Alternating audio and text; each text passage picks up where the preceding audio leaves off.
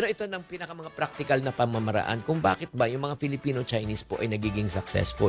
Number one po. Ito, pakinggan niyo po. Sana naman, baka kung mayroon kayo mapulot, makakatulong. Save money at all costs.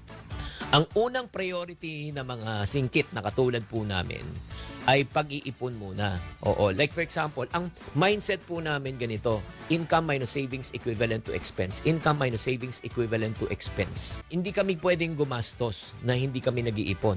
As a matter of fact, nung bata pa ako, ito yung formula na tinuro sa akin ng nanay ko. Ito lang disclaimer lang. Tinuro to sa nanay ko, hindi ibig sabihin na gagayahin nyo. Okay?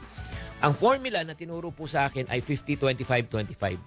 Ano ibig sabihin na 50-25-25? 50% po pumupunta sa ipon, 25 pang negosyo, 25 pang gastos. So pag kumita po ang piso 50 po, nakaipon po yung 25, tapos yun yung pang negosyo ko, 25 pang gastos. Kung gusto kong bumili ng pisong, ito hindi ko makalimutan pisong candy na sampalok sa tindahan ni Aling Elsa. Oo, sa kanto po namin. Na nakita ko talaga na pagkasarap-sarap at saka napakalinis po pag ginagawa niya. Sinisilip ko sa gabi. Kitang-kita ko, hindi kamay ang gamit niya. Mga paa. Paa pa lang ginagamit niya pang rolyo, kaya maalat-alat. Ito po kailangan kumita muna ako ng 4 na piso. Bakit 2 piso po? Ipon, piso, pang negosyo, piso, pang gastos ko ng sampalok. So kung ang lifestyle ko ngayon ay let's say 20,000.